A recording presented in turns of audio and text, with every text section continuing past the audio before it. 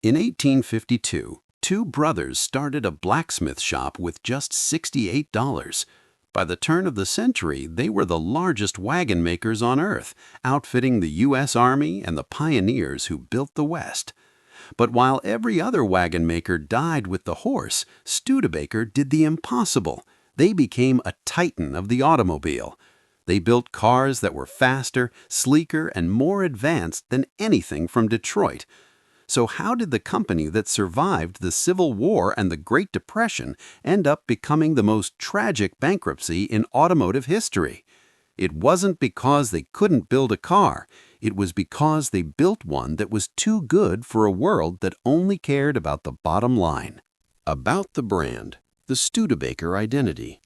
Before we look at the men behind the brand, we must understand what Studebaker represented.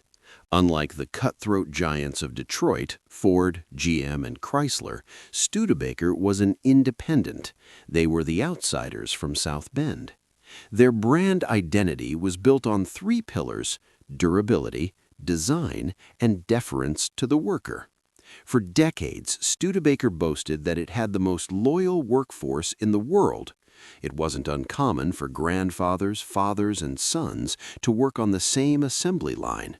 This family feel permeated the brand. When you bought a Studebaker, you weren't just buying a machine, you were buying a piece of craftsmanship from a company that had been around longer than the light bulb. In the 1920s, they were the solid sixes. In the 40s, they were first by far with a post-war car. In the 50s, they were the stylists of the century. But as we will see, that very reputation for doing things differently would eventually become a heavy anchor in a sea of corporate consolidation. The founders, the five brothers, and a blacksmith shop. The Studebaker story doesn't begin in a boardroom, it begins in a blacksmith shop in 1852. The family's roots trace back to Solingen, Germany, a city famous for its blades and metalwork. When the Studebakers arrived in America in 1736, they brought that metal-shaping DNA with them. In February 1852, two brothers, Henry and Clement Studebaker, opened the H&C Studebaker blacksmith shop at the corner of Michigan and Jefferson Streets in South Bend, Indiana. Their starting capital? Exactly $68 and a set of blacksmith tools. During their first year, they built exactly 2 horse-drawn farm wagons. But they didn't just build them, they over-engineered them. They were built to survive the brutal, unpaved terrain of a developing nation. The third brother, Wheelbarrow Johnny, the catalyst for the company's explosion, however, was the third brother, John Moeller Studebaker. Lured by the siren song of the California gold rush, John headed west in 1853. But while others searched for gold in the dirt, John found it in the woodshop. In Placerville, California, he earned the nickname Wheelbarrow Johnny by manufacturing high-quality wheelbarrows for miners. While most 49ers went broke, John returned to South Bend in 1858 with a small fortune of $8,000. He bought out Henry's share of the business and injected the capital needed to turn a local shop into a regional powerhouse. Soon, the other brothers joined. Peter, the master salesman, who set up a massive distribution network in St. Joseph, Missouri, and Jacob, who handled the company's expanding carriage line. Together, these 5 men formed the Studebaker Brothers Manufacturing Company in 1868. The rise to success, the wagon king of the world. The late 1800s were the Gilded Age for Studebaker. Their growth was fueled by the darkest chapter in American history, the Civil War. The Union Army needed wagons, thousands of them.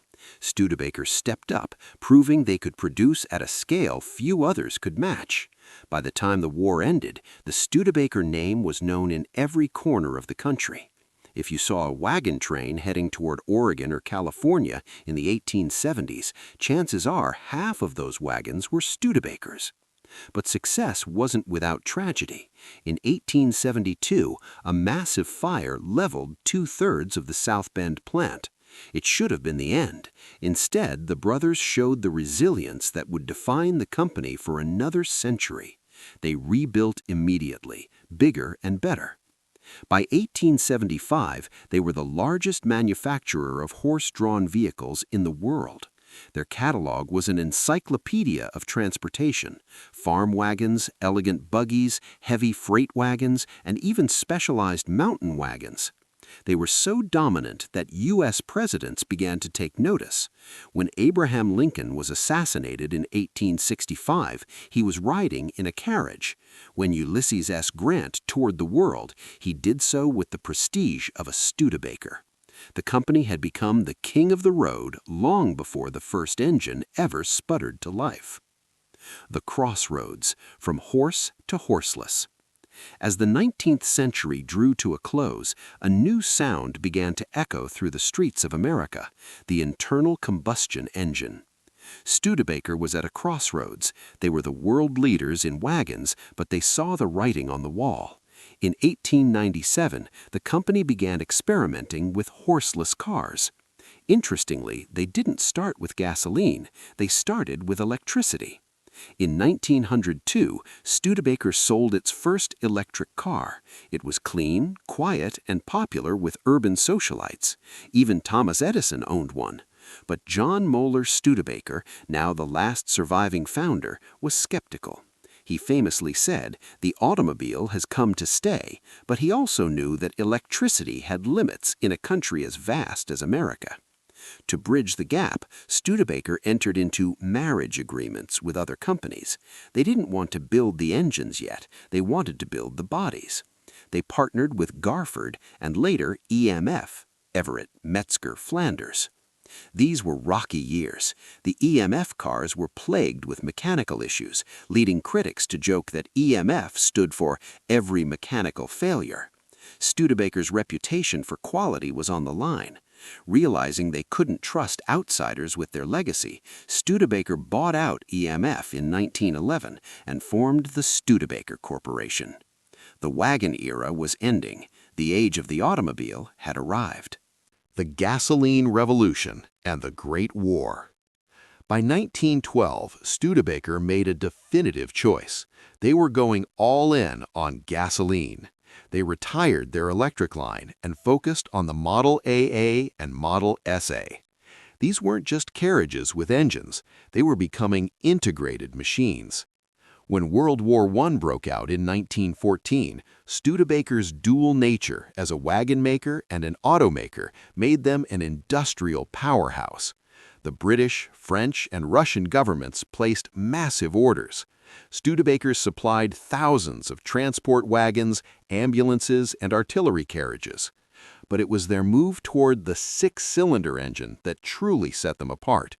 While Henry Ford was focused on the utilitarian Model T, Studebaker aimed for the middle class, people who wanted power, style, and a bit of prestige without the Cadillac price tag. By 1919, they ceased all horse-drawn vehicle production. The era of the blacksmith was officially over. The Erskine era: high ambition, high risk. In 1915, a man named Albert Russell Erskine took the helm as president. Erskine was an ambitious visionary, but he was also a gambler. Under his leadership, Studebaker's sales tripled in a decade. Erskine believed that for Studebaker to survive, it had to compete on a global scale. He invested millions in a state-of-the-art proving ground in 1926, a massive 800-acre outdoor laboratory where cars were pushed to their breaking points. He even planted 5,000 pine trees to spell out the word Studebaker so clearly that it could be seen from the sky, the world's largest living advertisement. But Erskine made the fatal strategic error. He launched a sub-brand called the Erskine, a small car intended for the European market. It was a flop. American buyers found it too small, and European buyers found it too expensive due to import tariffs. This was the first crack in the foundation. The peak era, the Roaring '20s, and the president. Despite the Erskine failure, the late 1920s represented Studebaker's absolute peak of luxury. In 1927, they introduced the Studebaker President. This car was a masterpiece. It featured a straight-8 engine that was so reliable it set land speed records at the Atlantic City Speedway, averaging 68 miles per hour for 25,000 miles, a feat unheard of at the time. Studebaker wasn't just a car for the common man anymore. It was a rival to Packard and Buick. By 1919, Studebaker's net income reached an all-time high of nearly $16 million. They were cash-rich, world-renowned, and seemingly invincible. Erskine was so confident that he continued to pay out high dividends to shareholders even as the stock market began to tremble. The Great Depression, the brink of extinction. When the Great Crash of 1929 hit, Erskine made the biggest mistake of his life. While Ford and GM slashed costs and hoarded cash, Erskine doubled down. He believed the downturn was temporary. He continued to pay dividends out of the company's capital reserves to keep the stock price high. By 1932, the temporary downturn had become a total economic collapse. Studebaker was hemorrhaging money. In a desperate attempt to save the company, Erskine tried to merge with White Motor Company, but the deal fell through due to legal technicalities and shareholder revolt. In March 1933, the unthinkable happened.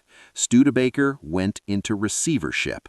It was the first major American automaker to go bankrupt during the Depression. The stress was too much for Albert Erskine.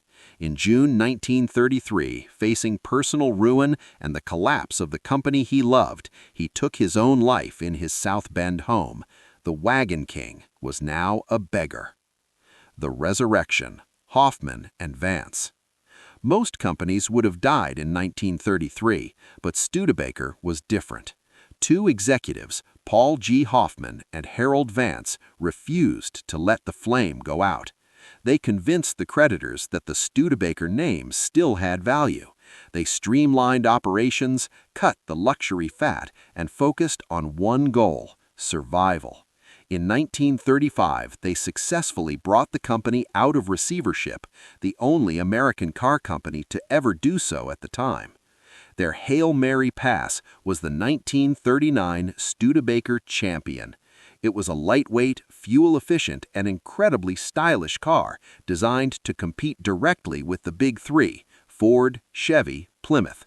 The Champion was a runaway success. It saved Studebaker, proving that the South Bend underdog still had plenty of fight left. World War II, the arsenal of democracy.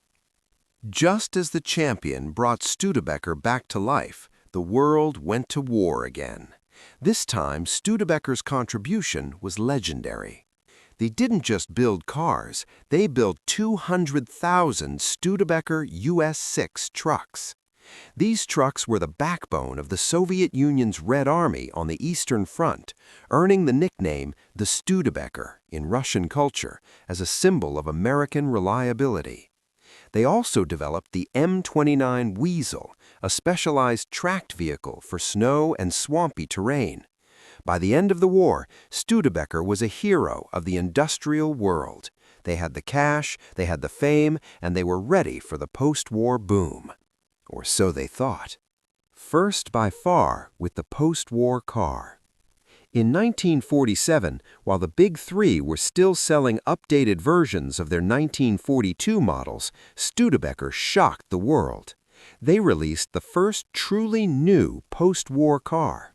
Designed by legendary Raymond Loewy, the 1947 Studebaker featured a radical Starlight coupe design with a wraparound rear window.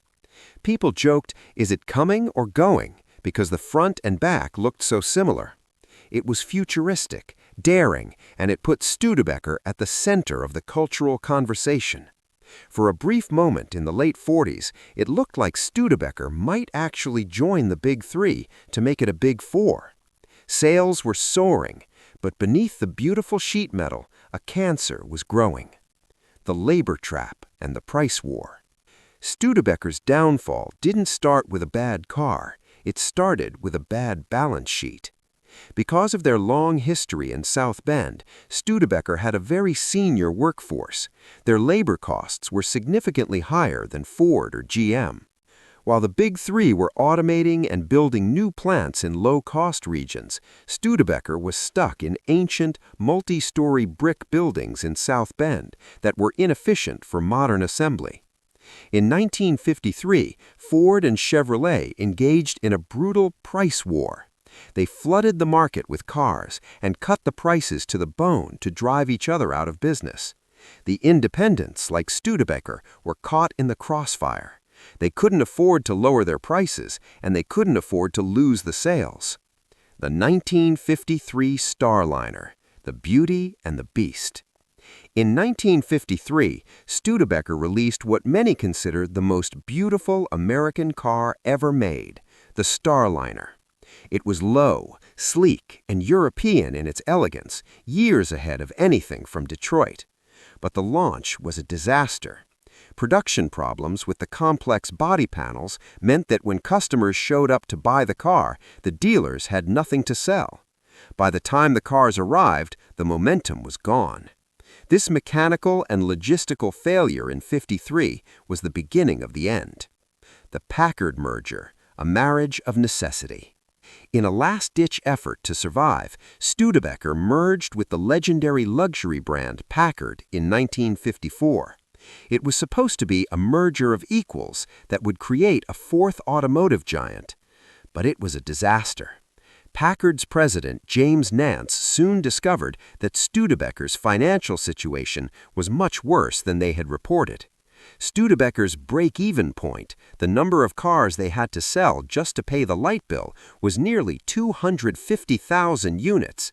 In 1954, they barely sold 100,000. The family company was becoming too expensive for its own survival. The enabling mystery of South Bend. By 1955, the reality of Studebaker's manufacturing disadvantage was undeniable. While the Big Three in Detroit were building sprawling, single-story, ranch-style factories where parts flowed linearly, Studebaker was trapped in its heritage. Their South Bend plant was a vertical maze. Engines were built on one floor, a chassis on another, and bodies on a third. They relied on slow, expensive elevators and manual labor to move heavy components. It was charmingly historic, but it was a financial suicide note. Their break-even point, the number of cars they had to sell just to pay the light bill, was nearly 250,000 units. In 1954, they barely sold 100,000. The family company was becoming too expensive for its own survival.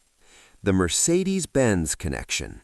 In a move that sounds bizarre today, Studebaker Packard became the savior of a German brand struggling to enter America, Mercedes-Benz.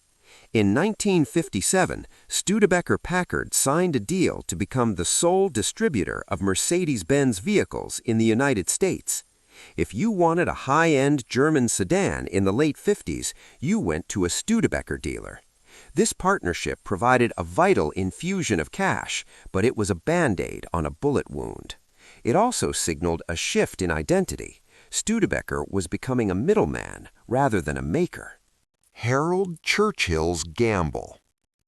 In 1958, a new president took over, Harold Churchill. He was an engineer at heart and a realist. He knew the company couldn't compete with the chrome-heavy land yachts of Cadillac or Chrysler. He made a radical decision: scrap the full-size models and build a compact. At a time when American cars were growing longer and wider every year, Churchill went smaller. The result was the Studebaker Lark, the last great success. The Lark was an overnight sensation. Released in 1959, it arrived just as the American public was growing tired of Detroit excess. It was simple, economical, and surprisingly spacious. In its first year, the Lark moved 130,000 units. Studebaker turned a profit of $28 million, their best year in nearly a decade. For a fleeting moment, the lights in South Bend stayed on without flickering. But success in the car business is a moving target. The empire strikes back. Studebaker's success with the Lark did not go unnoticed. The Big Three saw the compact market was real, and they moved in for the kill. In 1960, Ford released the Falcon, Chevrolet released the Corvair, and Plymouth released the Valiant. These companies had marketing budgets 10 times larger than Studebaker's. Almost overnight, the Lark's niche was invaded by giants. Sales plummeted. The Lark's victory had lasted only 1 year. Sherwood Egbert, the modernist. In 1961, the board hired Sherwood Egbert, a man from outside the auto industry. He was young, aggressive, and brought a space-age mentality to the aging company. Egbert didn't just want to save the car division, he wanted to diversify. He began buying up companies that made everything from floor waxers to generators. But his true passion was a halo car, something so radical it would make people forget that Studebaker was struggling. The birth of the Avanti. On a flight to California, Egbert doodled a sketch on a napkin. He called Raymond Loewy, the man who designed their 47 models, and gave him a nearly impossible deadline: design a world-class sports car in 2 weeks. Loewy and his team locked themselves in a house in Palm Springs and emerged with the Avanti. It was unlike anything the world had ever seen. It had no front grille, a fiberglass body, and an interior that looked like a jet cockpit. It was the first American production car to offer disc brakes as standard. It was the future, the Avanti disaster. The Avanti was a masterpiece of design, but a nightmare of production. Studebaker had never worked with fiberglass on a mass scale. The supplier, the same company that made Corvette bodies, couldn't get the panels to fit. Customers placed thousands of orders, but Studebaker couldn't deliver. Months went by. Impatient buyers canceled their orders and bought Corvettes instead. By the time Studebaker fixed the production issues, the hype evaporated. The car that was supposed to save the company ended up being another nail in the coffin. The 1963 strike. As if production woes weren't enough, the relationship with the labor union finally snapped. In the winter of 1963, workers went on strike. The family company was now at war with itself. The strike delayed the 1964 models, which featured beautiful new styling by Brooks Stevens. When the cars finally hit the showrooms, the buying public had lost faith. The smell of death was surrounding the brand. December 9th, 1963, the day South Bend cried. The board of directors had seen enough. On December 9th, 1963, they made the announcement that shattered the heart of Indiana. Studebaker would stop all automotive production in South Bend immediately. Over 7,000 workers were laid off just weeks before Christmas. In South Bend, the Studebaker name was on the stadium, the hospital, and the street signs. The town's identity was erased in a single afternoon. The Canadian exile. But Studebaker wasn't dead yet. They shifted all remaining production to their smaller, more efficient plant in Hamilton, Ontario, Canada. For the next 2 years, Studebaker became a Canadian car company. They stopped making their own engines and began buying them from General Motors, a humiliating but necessary move. These final Studebakers were actually excellent cars, but the public viewed them as orphans. Who wants to buy a car from a company that might not exist next month? The last Studebaker. On March 17, 1966, the end finally came.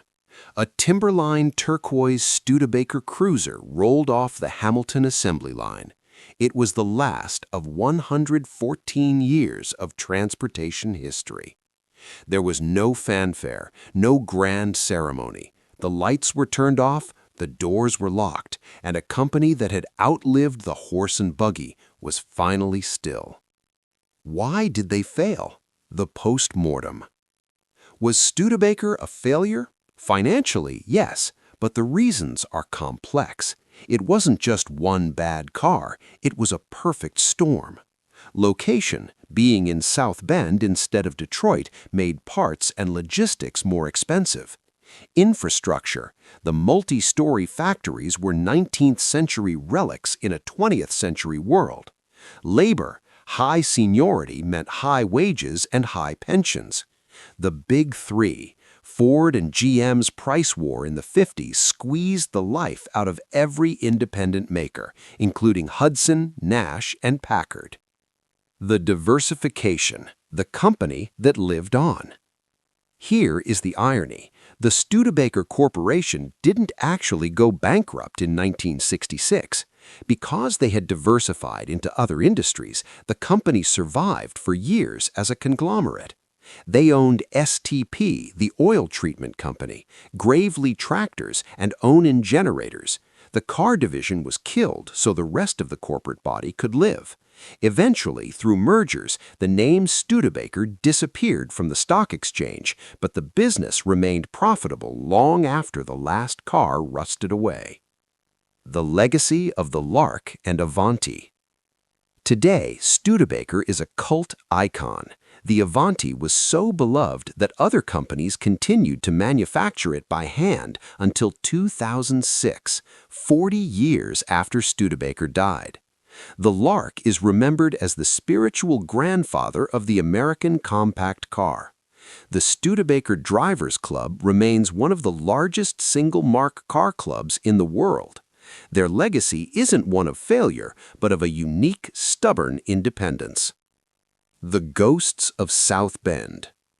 Walk through downtown South Bend today, and you can still feel the weight of the company. At its peak, Studebaker occupied millions of square feet.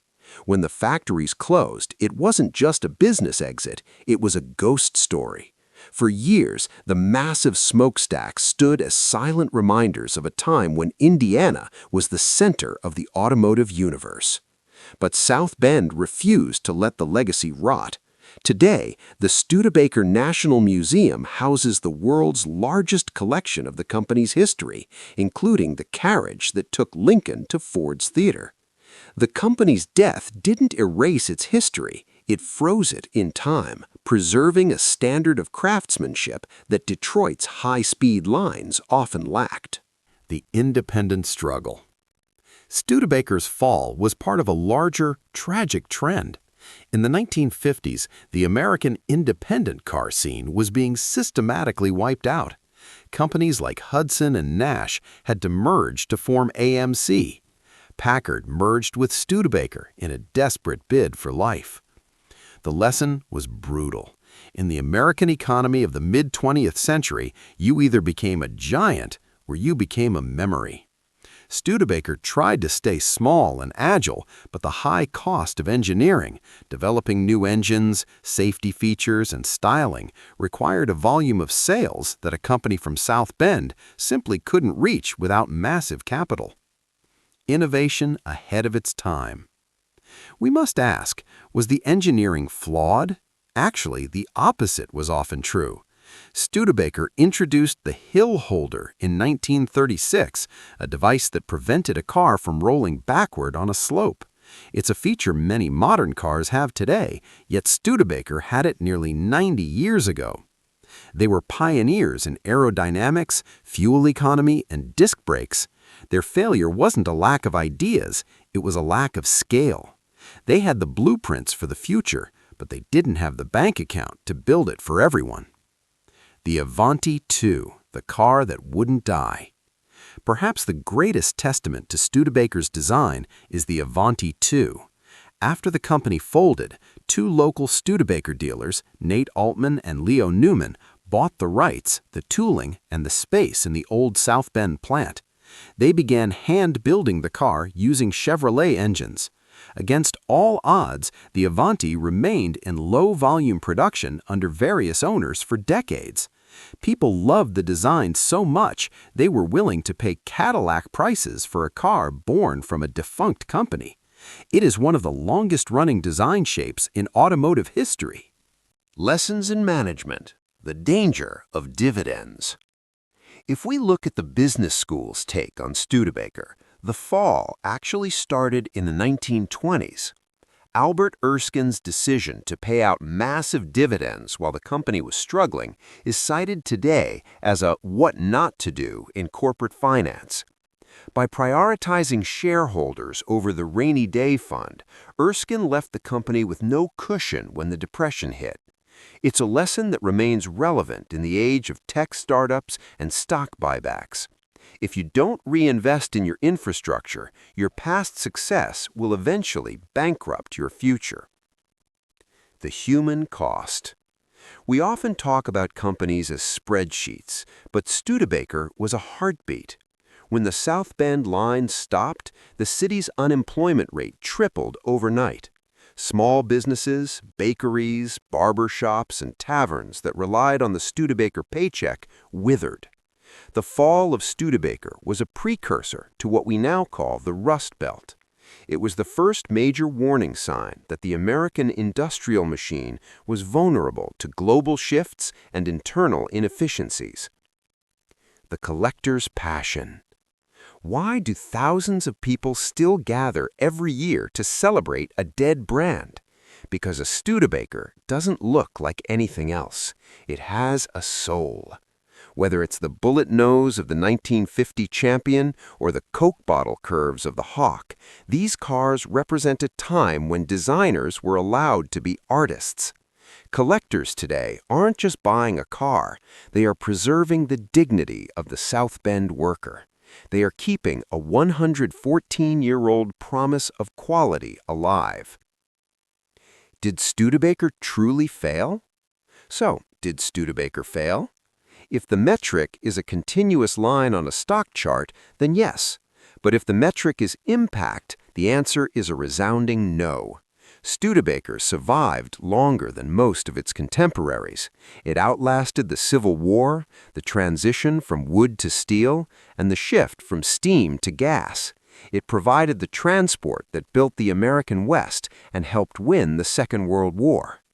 A company that lasts 114 years and leaves behind a legacy of beauty is not a failure. It is a triumph that simply reached its natural conclusion. The final closing statement. The story of Studebaker is the story of America itself. It is a story of immigrant roots, industrial might, brilliant innovation, and the eventual, painful reality of change. From a $5 blacksmith shop to a global titan, the Studebaker brothers proved that giving more than you promise was a viable way to build a world. Though the factories are quiet and the logos have faded from the showrooms, every time you see a sleek, aerodynamic car on the highway or a compact vehicle weaving through traffic, you are seeing the DNA of South Bend. Studebaker didn't just build wagons and cars, they built the road to the modern world. End credits and final reflection. The wheels of destiny eventually stopped for Studebaker, but the tracks they left behind are permanent.